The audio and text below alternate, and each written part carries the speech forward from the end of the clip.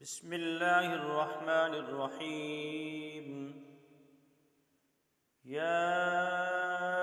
أيها المزمل قم الليل إلا قليلا نصفه أو انقص منه قليلا أو زد عليه ورتل القرآن ترتيلا إنا سنلقي عليك قولا ثقيلا إن ناشئة الليل هي أشد وطئا وأقوم قيلا إن لك في النهار سبحا طويلا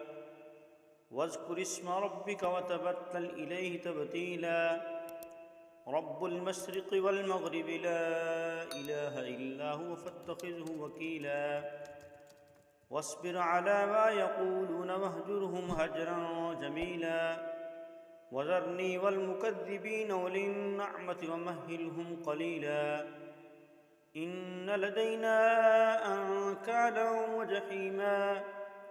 وطعاما ذا غصة وعذابا أليما يوم ترجف الأرض والجبال وكانت الجبال كثيبا مهيلا إنا أرسلنا إليكم رسولا شاهدا عليكم كما أرسلنا إلى فرعون رسولا فعصى فرعون الرسول فأخذناه أخذا وبيلا فكيف تتقون إن كفرتم يوما يجعل الولدان شيبا السماء منفطر به كان وعده مفعولا إن هذه تذكرة فمن شاء اتخذ إلى ربه سبيلا إن ربك يعلم أنك تقوم أدنى من ثلثي الليل ونصفه وثلثه وطائفة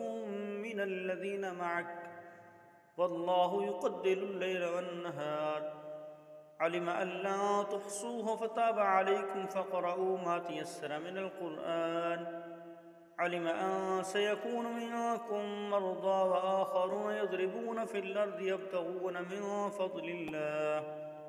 وآخرون يقاتلون في سبيل الله فاقرؤوا ما تيسر منه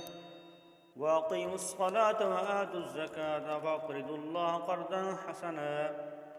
وما تقدموا لأنفسكم من خير تجدوه